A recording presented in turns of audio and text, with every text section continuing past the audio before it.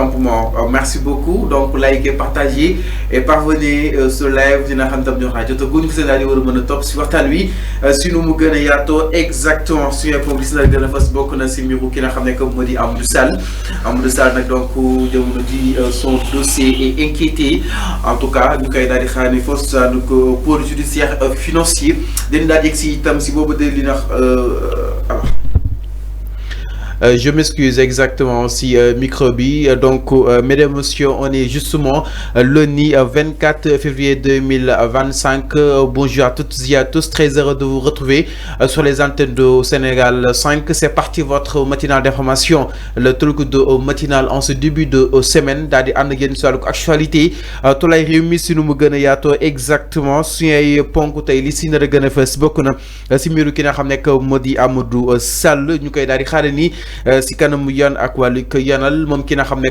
mu di Amadou nag daal di koy tudd si benn malversation financière bi nga xam ne itam toll na si 91 milliards den daal di kii itam par rapport ak li nga xam ne mu di rebondissement yi nga xam ne itam am na si allant dans sens dans quelques instants mbokk yi suñu ay ponk itam si na la gën a fës bokk na si mbiru ki nga xam ne mu di Farba Ngom moom ki nga xam ne mu di Farba ñu koy xaar ni force saanu CPI di Cour pénale internationale moom ki nga xam ne mu di Farba nag ginnaaw bu fa ay manifestants daal di demee daal di réclamer li nga xam ni itam ñel na son dossier suñuy ponk yi itam si na la gën a fës bokk na si mbiru ki nga xam ne mu di Thierno Alassane Sall vous êtes daal di répliquer ki nga xam ne mu di Ousmane Sonko dans quelques instants moom Thierno Alassane dina dikk seen si ay ponk yu ko gën a fasantu ko daal di jàpp ni ki nga xam ne mu di Ousmane Sonko lam ko tontak lam wax dara mu si loolu itam des na ko daal di faram-fàcce la paire boycott Ousmane Sonko foofu saa Assemblée nationale den daal di itam par rapport ak yenn si ay sujets d'actualité mais tout d'abord da nga koy daal di dooree ak li nga xam ne moo di mbiru Farba Ngom ak li nga xam ne moo di tolluwaayu mbokk yi foofu si daanu cour pénal international jàppe ni nag li nga xam ne moo di les manifestants de Farba dem nañ fa daal di fay raser wu exactement di daal di dénoncer cette procédure jugée biaisée ils persistent leur dire allant dans ce sens même di daal di casse à ce que ñu daal di annuler boobu dañ nga xam ne moo di procédure jàpp ne nag foofu si diwaanu CPI di nga xam ne moo di cour pénal international li ñu ko daal di war a mën a casser ndax li nga xam ne moo di état bu Sénégal daal di teggi li nga xam ne moo di tànkam ndax jàpp na ni nag doo nekk si benn processus allant dans ce sens daal di faagagal un homme politique de renom di ki nga xam ne moo di Farba exactement alors avant dugguleet ñu yóbbu un opposant foofu si diwaanu cour pénal international quand on se rappelle si mbiru Ousmane Sonko Juan yóbbu na fa li nga xam ne moo di dossier comment est-ce que vous avez analysé tey ñu jàpp ni foofu si diwaanu diaspora ñi ngi ànd ak loolu li nga xam ne moo di Farba mais ils ont décidé de clamer l'État du Sénégal devant la cour pénale internationale. Oui, c'est de bonne guerre hein. Xam nga peut-être man dama jàpp ni ñoom marché la ñuy foog ni cour pénal marché lañ koy jàppee marché comme marché Sandaga comme kii parce que bu fekkee lu ndaw rek nga ne da ngay dem cour pénal alors cour pénal dafa am nu mu bindoo mooy lan Farba Ngom man sax dama yaakaar ni que naat ay jegeñaaleem xaw ma c'est souteneur ñi demoon cour pénal c'est des comédiens man loolu laa leen jàppe c'est des comédiens parce que bu fekkee yow da ngay dem cour pénal il faut nga xam d'abord le dossier de Farba il faut monter un dossier on va pas à la cour pénale sans monter un dossier waaw mais bien sûr c'est des comédiens boo demee ci buntu cour pénal nga ne da ngay manifester pour ñu bàyyi le dossier de Farba la cour pénale du noonu la bindoo c'est pas une juridiction boo xamante ne da ngay ñëw taxaw ci buntu bi rek di manifester di yëkkati ay pancarte di yëkkati ay brassard woy libérer Farba comme ça se fait au Sénégal woy libérer Farba woy na état du Sénégal bàyyi le dossier Farba cour pénale du noonu lay doxee bañ na sa bañ ne la cour pénale internationale cour pénale ku fay dem da ngay yóbbu un dossier da ngay monter un dossier tu montes un dossier tu déposes da ngay dem nga déposer le dossier monté mais comment tu peux aller à la cour pénale et dire oui nous sommes venus parce que on est des souteneurs de Farba état du Sénégal moo bëgg a tëj Farba maintenant dañoo bëgg yi yéen cour pénale ngeen jàppale ñu pour état du Sénégal teg dossier bi ci suuf xam nga loolu c'est de la comédie je suis désolé de le dire Les manifestants que vous voyez là, ni dem cour pénale internationale, c'est des comédiens. Mais enfin, c'est des comédiens, je t'assure. C'est de la comédie. La cour pénale, on dépose un dossier. On monte un dossier et on le dépose. Juan Branco a déposé un dossier. C'est preuve. Il a déposé des dossiers. Nous tous Sénégalais, on a vu le dossier qui a été déposé à la cour pénale par Juan Branco. Mais cour pénale, non le bindo. C'est il ne s'agit pas de faire oui pour dire que oui. Non, c'est une bataille médiatique. C'est une bataille médiatique pour nous dire oui, il y a des gens qui se sont rassemblés au niveau de la cour pénale pour demander à ce que l'État du Sénégal baille Farba Ngom. Lolo, c'est une bataille médiatique, c'est de la comédie. Lolo. Alors, man sama inquiétude moi, est-ce que nous fait que nous faisons déjà un dossier de Farba à la cour pénale? Ah bon? Oui. Dossier Farba, le cour pénale? Le dossier que Juan Branco a déposé, il y a un paragraphe de Farba Ngom. Farba est cité dans le dossier de la cour pénale que Juan Branco a déposé. Ah bon? Mais bien sûr. Le Sénégalais dem gëstu. Farba fait partie du dossier de Juan Branco qu'il a déposé à la cour pénale. Qui a un recrutement de nervis. Momak Pape Malik Ndour. Ils sont dans le dossier là. Nous sommes au niveau de la cour pénale. Maintenant, j'aimerais voir la suite. Hein. J'aimerais voir la suite. Alors, mais enfin, c'est des manifestants en tout cas oui. Venus de France, de Suisse oui. et d'autres pays. Non, il faut dire c'est des comédiens. C'est des comédiens.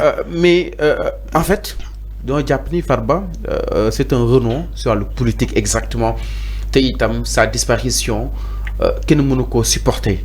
Alors, est-ce qu'il y a une cette vague de soutien concrètement? Il n'y a pas une disparition de Farba. Il n'y a pas une disparition. Lolo, c'est des mots de manipulation. Okay. C'est des mots de manipulation. Quand on dit la disparition de Farba, il a disparu où? Dans les falaises de Badjangara. Je ne sais pas. Farba n'a pas disparu.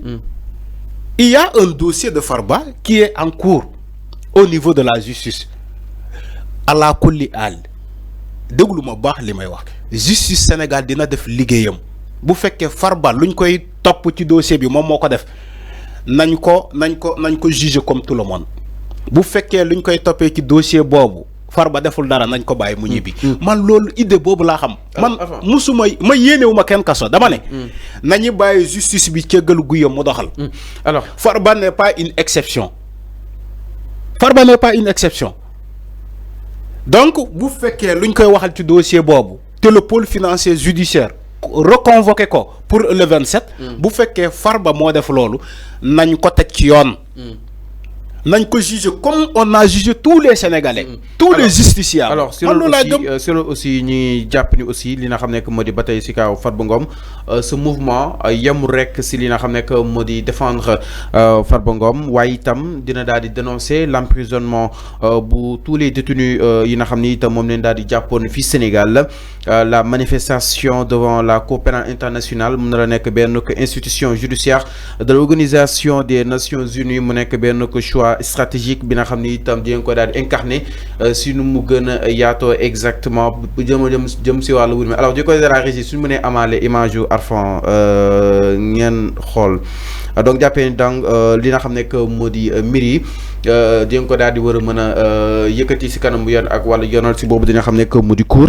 donc la diaspora sénégalaise nag ñoom mobilisé wuñu di manifester seen ko opposition jëm si li nga xam ne itam ñoom loolu leen daal tuddee benn forme d'injustice waaye itam engagement bi nga xam ne itam am nañ ko pour la défendre ki nga xam ne que mu di Farba donc Farba fait face à une menace sérieuse cette tentative de liquidation politique ñoom jàpp ne nag dama bëgg a liquider ki nga xam ne que mu di Farba jógee si nga xam ne que mu di le régime actuel jàpp na ni nag loolu du ko toléré benn yoon et que fu mu toll nii le choix de manifester devant la Cour pénale internationale mu nekk benn institution judiciaire boo xam ni itam moo tay xëyti moo fa daal dégg li nga xam ne que mu di ONU nekk loo xam ni itam dafa anodin en tout cas pour les manifestants lieu boobu nag lieu boo xam ni itam dafay daal di symboliser doxinu yoon ak wàllu yoonal moo tax daal di koy taamu mu nekk loo xam ni itam ñiy xaar yoon ak wàllu yoonal mu daal di gaaw def li nga xam ne que mu di liggéeyam teg boobu de dossier si suuf exactement. Alors Arfan donc quelle suite peut-être nga jàpp ni donné à cette saisine foofu si daanaka li nga xam ne que mu di Cour pénale internationale. C'est de la comédie.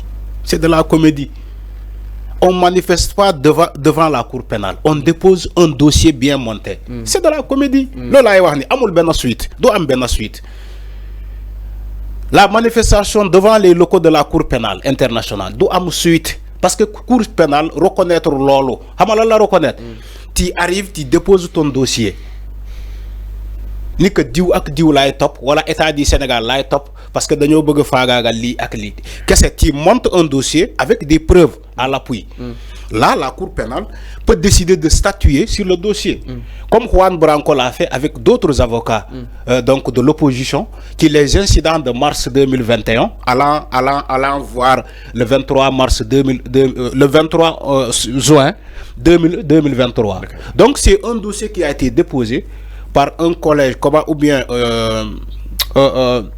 une pool d'avocats ñu jaarale ko ci le biais de Juan Branco mu yóbbu ko représenter leen au niveau de la Cour pénale internationale, un dossier que tout le monde a vu bien monté avec des images à l'appui où même on a cité le nom de Farba Ngom comme étant quelqu'un qui faisait partie, voilà, qui fait partie de la cellule de recrutement des nervis. Mom ak Pape Malick Ndour ak kenen ak kenen. Maintenant est-ce que ñom Farba luñ koy topé au Sénégal jamono bi ni est-ce que du dem confirmer le dossier que Juan Branco a déposé te mu cité ci touram au niveau de la Cour pénale internationale? Est-ce que du confirmer le dossier là? Parce que si tu es cité dans des affaires sombres, dans ton pays tu es poursuivi pour les mêmes affaires ou bien sinon d'autres affaires encore plus, ça va venir conforter ce dossier-là qui a été déposé. Alors, Régis. Donc, lolo mo am. Franchement, est-ce que c'est pas une bataille perdue ou bien une confirmation de plus du dossier qui a été déposé par Juan Branco? C'est des interrogations que je pose. Ñom buñu xamone tay, est-ce que dinañu dem ci la cour pénale? Je ne crois pas. Parce que étant donné que ce même Farba, son nom est déjà au niveau de la cour pénale. Pour d'autres délits. Aujourd'hui, il est poursuivi pour d'autres délits. Vous allez manifester devant cette cour pénale-là pour réclamer sa libération. Alors que le même élément Farba, son nom figure parmi le dossier qui a été déposé par la cour pénale, au niveau de la cour pénale. Est-ce que tu as le dossier cour pénale? Bien sûr. Bien sûr. Quand Juan Branco le disait qu'il a déposé ce dossier-là, sur les crimes de sang, il a même donné le bordelais, il a montré le bordelais à travers l'internet, le bordelais de la réception de ce dossier-là. Donc, mais à rappeler aussi, les motifs ne sont pas les mêmes. C'est ce que j'ai dit. Farba a été cité dans d'autres affaires. Alors que le dossier qui a été déposé au niveau de la Cour pénale, il s'agit d'un crime de sang. Aujourd'hui, il est cité dans une affaire d'escroquerie, de blanchiment de capitaux, hein, donc d'association de malfaiteurs. Est-ce que cette nouvelle citation au Sénégal doit confirmer le dossier, l'ancien dossier que Juan Branco a déposé? C'est des interrogations que je pose. C'est des interrogations. Mais non, par rapport à Miru qui n'a pas que Modi Farba, donc c'est partisan entre autres ñi forcé de li nga xamné que Modi Cour pénale internationale di daal di indi ñëw la nga xamni itam mom leen daal tek ki nga xamné que Modi Farba Ngom si walu bi. Alors ñu daal ñëw itam leneen